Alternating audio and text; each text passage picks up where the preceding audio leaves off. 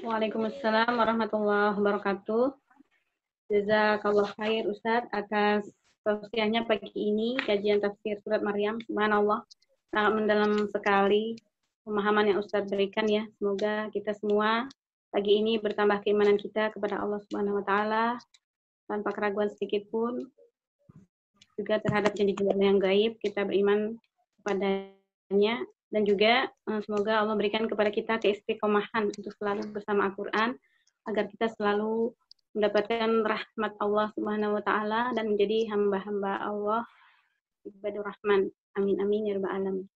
Ya, langsung saja Ustadz, kita masuk ke sesi tanya jawab ya. Ya, kepada akhwati fillah, bagi teman-teman yang ingin bertanya kepada Ustadz langsung, silakan bisa angkat tangan terlebih dahulu. Silakan. Kalau tidak ada, mungkin ada chat yang masuk ya.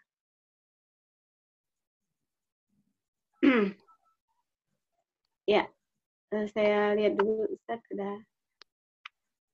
Oh, belum ya. Ya, silakan untuk akhwati fillah jika ingin bertanya kepada Ustadz terkait materi pagi ini, kami persilakan. Mbak Zakia, saya boleh bertanya? Oh iya, silakan Ustazah. Ya. Assalamualaikum Ustadz. Waalaikumsalam. Ini Ustadz mau bertanya dua hal ini yang terkait dengan dialog ini ya antara penghuni surga dan penghuni neraka yang di juz 8 ya. Yang wana ada ashabul jannati angka wajadana, satu lagi wana ada ashabun nari ashabul jannati an afidu alaina, tentang itu. Nah, itu suasananya itu seperti apa Ustadz dari sisi penjelasan tafsirnya gitu. Nah, itu yang pertama. Yang kedua, surga itu kan bertingkat-tingkat gitu ya. Ada tadi Aden, ada Ma'wa, ada Firdaus gitu. Nah, itu juga ada nggak penjelasan spesifik tentang masing-masing surga ini gitu. Itu aja Ustadz. Jazakallah khairan. Iya. Ya, para ulama hanya menjelaskan ya bahwa dialog itu pasti ada ya. Adapun teknisnya adalah bil ghaib. Ya, kalau soal teknis bil ghaib. Cuma para ulama mengatakan ya di dunia aja ya dialog antar lokasi yang sangat jauh saja sudah bisa dilakukan, apalagi nanti ya, teknologi Allah surga dan neraka tentu lebih bisa dilakukan. Ya. Untuk saat ini begitulah penjelasan para ulama. Ya. Apakah istilahnya Zoom ini ya juga salah satu bukti bahwa ya saya di mana, ibu-ibu di mana, tapi kita bisa dialog dengan jelas di sini ya. Ya. Kalau ibu-ibu mau minta makan di sini juga bisa ya. Mau minta minum di sini juga bisa ya. Walaupun yang nggak mungkin bisa memberikan ya. Apakah istilahnya ya selain Zoom ini ada istilahnya video call misalnya ya. Satu di Amerika yang perlu 12 jam perjalanan pesawat ya, tapi dengan video call ya lengkap gambarnya ya, mau dengan kondisi apapun satu dengan yang lain bisa melihat saudaranya. Sehingga penjelasannya hanya seperti itu ya. Jika dengan teknologi dunia saja manusia bisa berdialog, yang satunya di mana ya, apalagi istilahnya teknologi kehidupan surga dan neraka tentu lebih canggih dari itu. Ya sebagian mufassirin ya sebelum ada teknologi seperti ini dulu cuma bisa menjelaskan katanya akan ada kuwah ya. Iya. Kuwah itu semacam bulatan ya di neraka atau lingkaran ya, suatu lingkaran. Di situ Allah akan menghadirkan suasana yang di neraka ya, di ahli surga. Ya, sebaliknya kuwatun ya, sebuah lingkaran di neraka di mana Allah akan menghadirkan suasana surga bagi ahli neraka. Ya, istilahnya penjelasan dulu yang pernah ditulis ya, itu ya agak sedikit menghayal gitu ya. Tapi sekarang dengan adanya teknologi Zoom ini, video call dan seterusnya, ya, itu lebih realita lagi bahwa dialog antar manusia ya dengan berjauhan ya, berjauhan tempat ya, bahkan berjauhan waktu itu sangat bisa ya. Saya kalau ingin taujih dengan saudara-saudara kita yang di Amerika ya, jam 9 malam ya, maka saya harus taujih di sini jam 9 pagi ya. Sampai seperti itu ya, sudah berlainan tempat, berlainan waktu. Yang satunya di waktu malam, yang satunya di waktu pagi. Tentu kita bisa lebih meyakini, bisa mengambil ibrah dari semuanya ini, ya, khusus ya, di surga dan neraka nanti. Tentu alat komunikasi, sarana komunikasi kita harus yakin lebih canggih daripada apa yang ada di dunia ini, insya Allah. Tingkat-tingkat surga ya, disesuaikan saja dengan amal apa yang sedang disebut oleh Allah di ayat-ayat itu. Ya, ketika Allah menyebut ulaika humul warithuna alladzina yarithunal firdaus, maka di sini ada tambahan dari Rasulullah SAW. Innahu a'lal jannah. Firdaus itu surga yang tertinggi. Jadi untuk tertinggi bagaimana amal-amalnya? Ya baca aja dari ayat pertama sampai ayat terakhir, itu kurang lebih ada 8 amal. Qad aflahal mu'minun alladzina hum fi salatihim khashi'un walladzina hum 'anil lagwi mu'ridun walladzina hum lizzakati fa'ilun. Surga ma'wa, ya, lihat aja ya apa saja yang dijelaskan oleh Allah. Wa amma man khafa maqama rabbih wa nahaa nafsa 'anil hawa fa innal jannata hiyal ma'wa. Ma'wa itu seperti apa suasana-suasananya? Ya baca aja karena ada kesatuan amal. Wa liman khafa maqama rabbih jannatan. Di situ tersedia dua kebun ya. Setelah 2 fasilitas ya. Wa liman khafa maqama rabbih jannatan bi ayyi ala'i rabbikuma tukadziban fihima 'ainani tajriyan ya. Jadi surga ma'wa atau surga yang berkelas itu ya, ketika airnya itu mengalir fihima 'ainani tajriyan. Sementara surga yang kualitasnya agak lebih rendah seperti yang digambarkan di ayat bawahnya, wa min dunihima jannatan fa bi ayyi ala'i rabbikuma tukadziban, maka airnya cuma mudhammatan. Airnya cuma mancur doang ya. Mancur balik lagi, enggak mengalir ya. Ya, tentu beda ya suasana air yang mengalir deras nggak berhenti dengan air yang cuma ya semacam air mancur yang bisa kita lihat di tengah-tengah kota ya. Mudhammatan ya, suasana kebunnya ya cuma rindang begitu saja ya.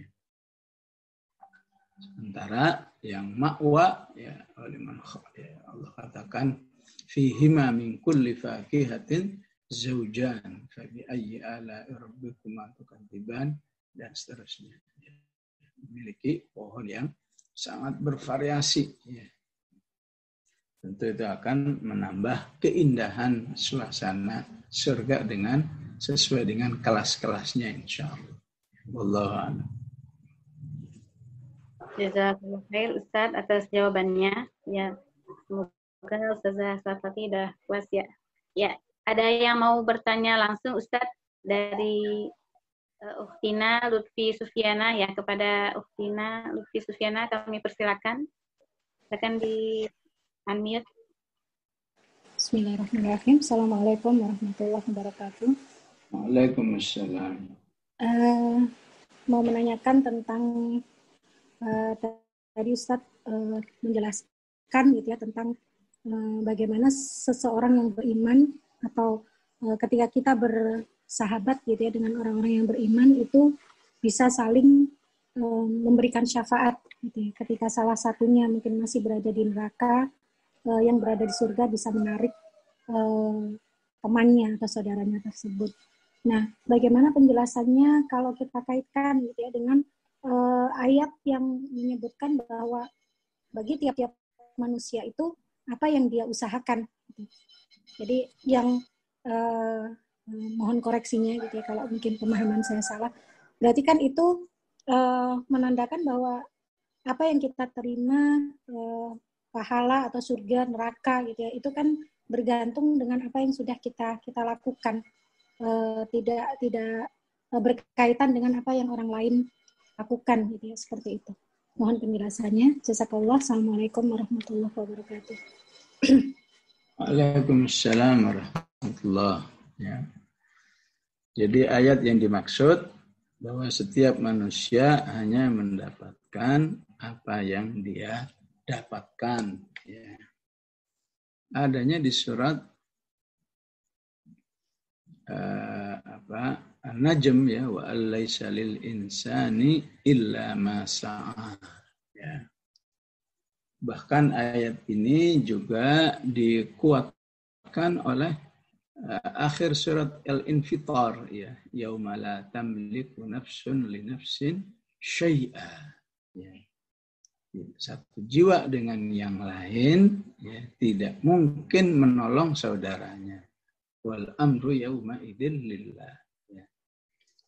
Dikuatkan dengan apa yang ada di surat Luqman ya. Jangankan teman dengan teman yang lain, orang tua dengan anak aja nggak bisa. Ya ayyuhan nasu taqu rabbakum wakhshaw yaumal la tajzi walidun aw waladihi wala mauludun huwa jazin aw walidihi syai'a. Ya, dalam hal ini ya, inilah yang berlaku secara umum. Mungkin bisa jadi inilah yang berlaku 99% dalam kehidupan manusia di akhirat seperti itu. 1%-nya yang mana? Kira-kira yang 1% itu yang memang diberi pengecualian oleh Allah. Bukankah Allah mengatakan man dzalladzi yashfa'u indahu illa biidznih. Di hari itu siapapun nggak bisa memberi pertolongan kepada saudaranya kecuali yang diizinkan. Ya. Apalagi ya. Wala yashfa'una illa liman irtada. Bisa berpertolongan kecuali yang diridai oleh Allah. Ya. Apalagi bahkan dalam kehidupan keluarga ya ada pengecualian juga. Memang secara umum begitu, anak nggak bisa nolong ayahnya, ayah nggak bisa. Tapi dalam pengecualian kecil ada ayat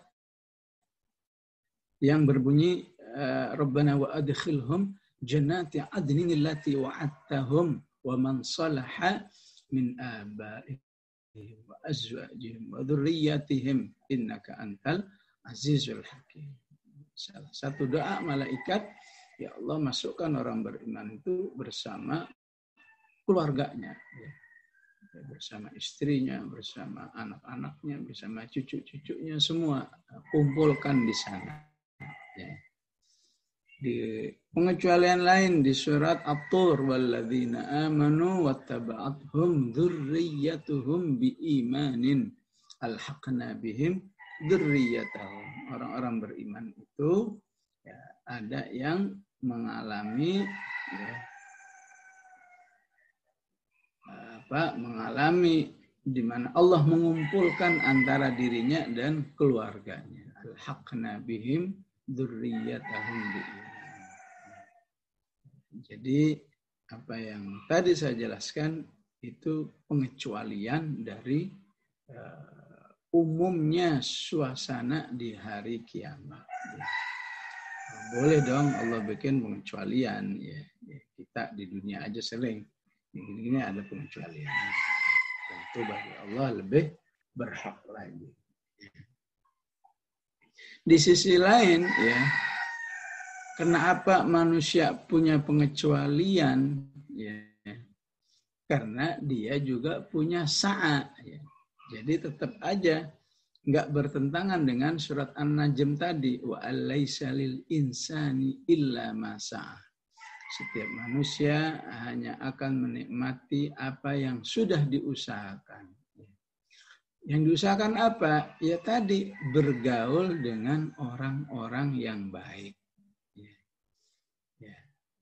Kita ini sekarang insya Allah termasuk orang yang dimudahkan mau bergaul dengan orang baik. Kenapa?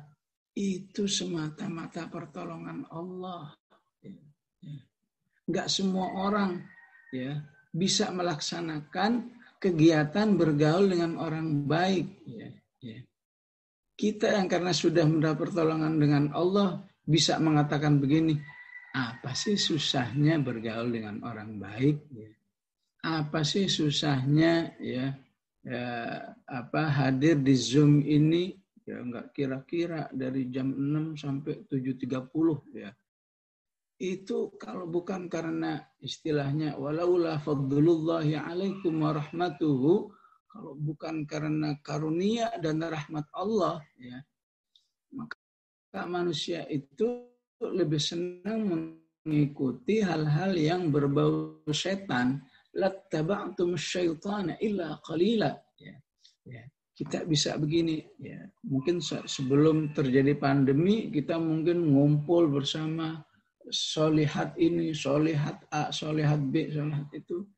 Kita merasa gampang. Itu karena karunia dan rahmat Allah. Ya. Orang lain yang nggak punya, ya, dengar namanya aja udah nggak tertarik. Ya. Sebutlah di sini ada yang namanya siapa ini, misalnya katakan Zakia, ya. Mau ngumpul sama Zakia, ya ngapain ngumpul Zakia, nggak level, nggak menjanjikan apa-apa, ya. Karena nggak ketemu, ya, nggak ketemu dengan titik kesamaan keimanan, titik kesamaan cinta Allah, nggak ketemu. Tapi kalau ada artis fulanah saja, yang siap ngumpul itu bisa ribuan. Ya. Bahkan ada seorang artis yang followernya sampai jutaan. Ya. Tapi orang soleh, followernya paling 1.000, 2.000. Ya. Nggak ada orang soleh follower jutaan tuh nggak ada. Ya, kecuali kalau ukurannya sejazirah Arab. Memang ada syekh namanya Muhammad Arifi itu katanya followernya 1.000.000. Ya. Tapi itu juga jarang. Ya. Itulah mengapa para ulama ya, ketika kita bisa ngumpul mau dengan orang-orang baik, itu salah satu sa'a kita, salah satu bentuk amal soleh kita.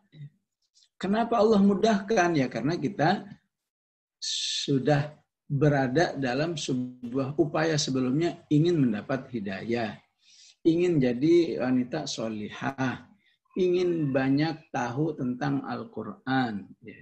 Si B juga demikian, si C juga demikian, dan seterusnya. Akhirnya sama-sama punya keinginan ini dikumpulkan oleh Allah.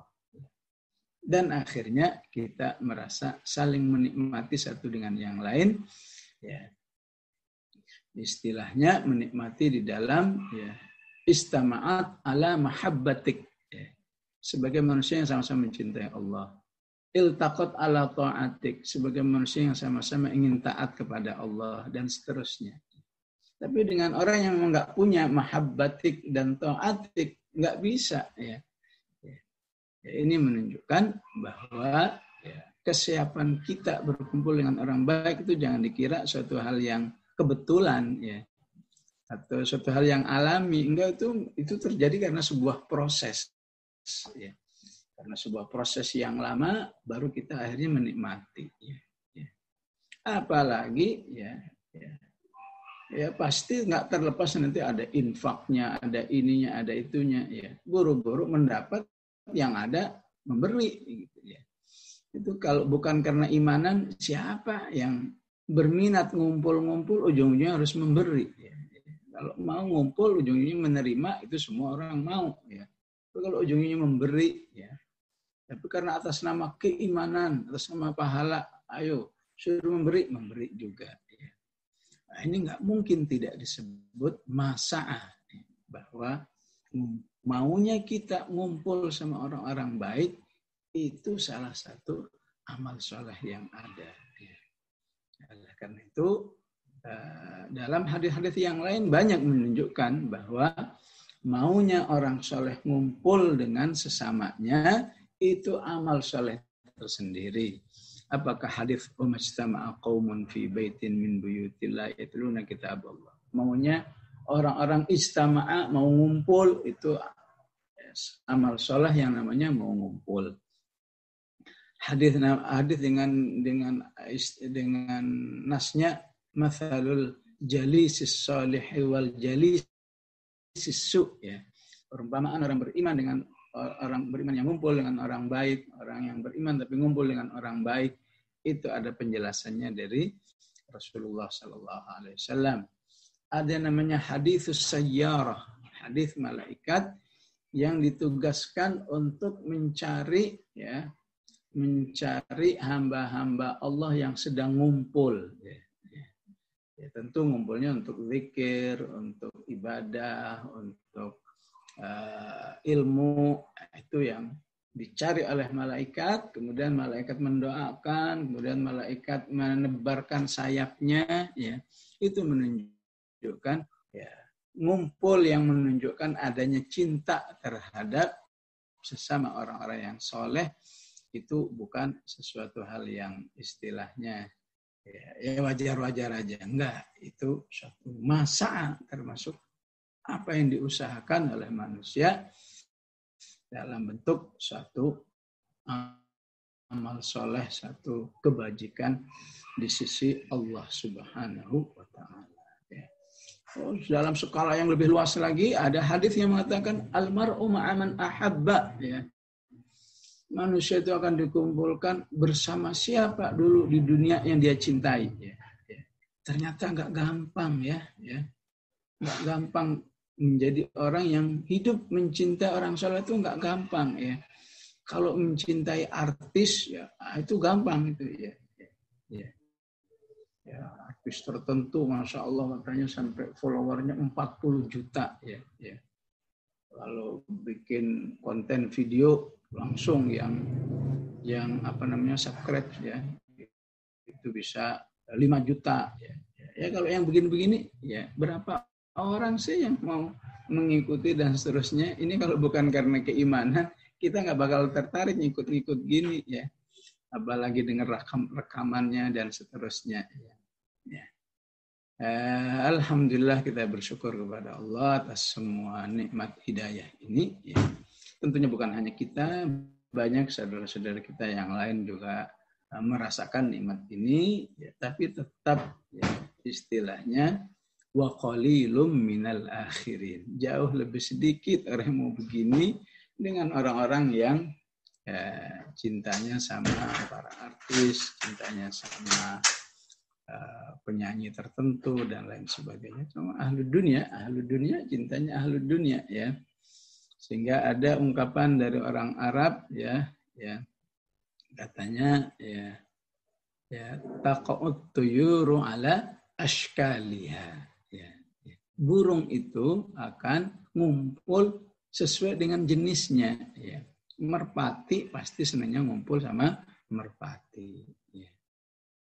Burung masjid pasti, ya, insya Allah paham ya burung masjid ya, karena orang lain nyebutnya burung lain ya. Tapi saya heran padahal tempatnya di masjid masih juga disebut burung yang lain. Ya. Burung masjid senangnya ngumpul sama burung masjid. Ya. Ya. Begitulah kita ketika kita berusaha menjadi hamba-hamba yang solihah, otomatis ntar ya, mau ngumpulnya itu sama orang-orang yang juga ingin solihah juga. Ya. Sehingga kita menjadi menjadi kurang bisa kalau ngumpul dengan orang-orang yang ya belum soleh misalnya. Ya. Tapi walaupun demikian kita diusahakan ya. Betapapun dia belum solihah, kamu harus akrab sama dia. Siapa tahu dia nanti ketularan. Ya. Kalau dia ketularan karena kesolehanmu, kamu berada dalam keutamaan yang luar biasa di sisi Allah Subhanahu wa Ta'ala. Ya. Tapi kadang-kadang sudah disebut duluan, oh ini akhwat ya, nggak mau ngumpul sama dia, wah dasar eksklusif dan seterusnya. Ya. Padahal bukan eksklusif, itu manusiawi. Ya. Manusiawi, ya.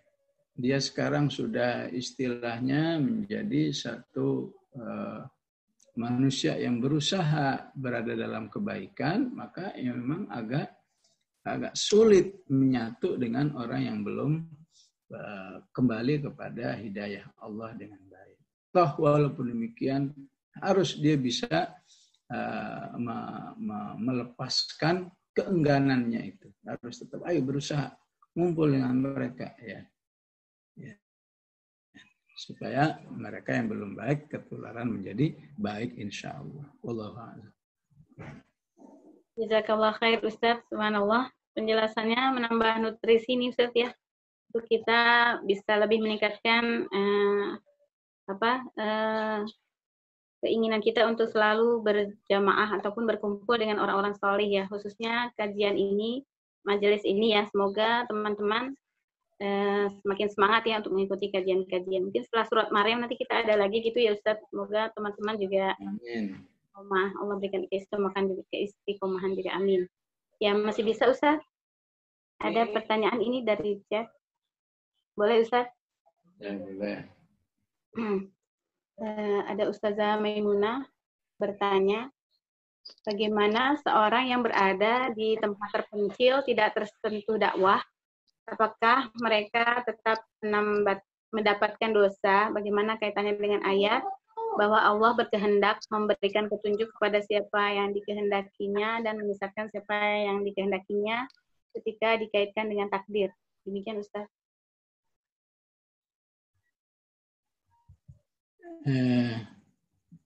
Orang-orang yang tinggal di tempat terpencil. Ya. Nah, Anda tahu dari mana ada orang tinggal di tempat terpencil? Ya, katanya sih ada sebuah petualang gitu katanya mendapatkannya katanya. Ya udah kalau udah tahu ada, ya entah bagaimana caranya, kamu harus mendatangi mereka, ya. Biar nggak terpencil, ya. Disebut terpencil itu kalau nggak ada yang tahu kan, ya. Nggak ada yang tahu, satelit nggak bisa menjangkau, nggak pernah ada petualang yang nyampe di situ, gelap, ya. Tapi kalau kita masih tahu, oh katanya tuh di Jambi ada ya manusia rimba katanya yang hidup. Ya kalau udah tahu begitu, ya harus gimana caranya kita minta tolong Dewan Dakwah atau mana kita kasih berinfak tolong katanya di sana. Kamu tahu maka kamu harus berusaha nyampein mereka. Kalau memang betul-betul nggak tahu ya nggak ada yang bisa menjangkau dan seterusnya, ya maka bisa saja ini berlaku pengecualian apa yang disebut oleh Allah, wa ma kunna mu'adzibina hatta nab'atsa rasula. Maka tidak ada hisab bagi mereka yang memang betul-betul tidak tersampaikan dakwah, ya. Ataupun apa yang disebut oleh Al-Quran, dzalika alam yakur rabbuka muhlikal qura bidzulmin wa ahluha ghafilun.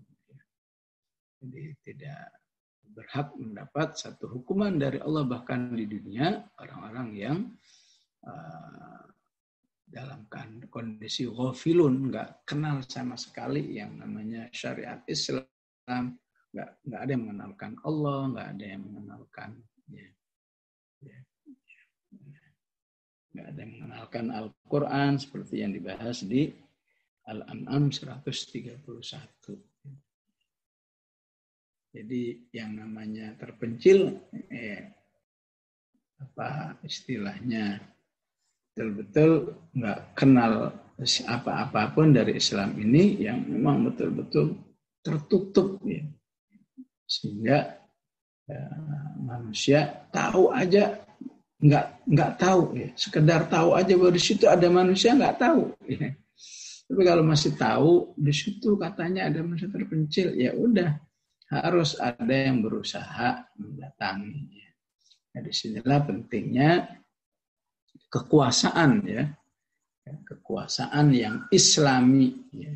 Karena salah satu misi kekuasaan Islami adalah menyampaikan, ya, ajaran Allah ini, ya, kepada siapa saja, betapapun nggak terjangkaunya, betapapun sulitnya untuk dijangkau, maka tetap harus dirintis. Yes. Wallahu alam, untuk di Indonesia saya kira nyaris nggak ada manusia yang terpencil, karena semua katanya manusia-manusia yang sudah sulit dijangkau oleh, ya, transportasi apapun, apakah di Papua ataupun katanya di pedalaman hutan di Jambi, itu sudah berhasil didatangi, ya. Dalam kenyataannya seperti itu. Baik, wallahu a'lam. Ya, jazakallah khair Ustaz. Masih bisa Ustaz?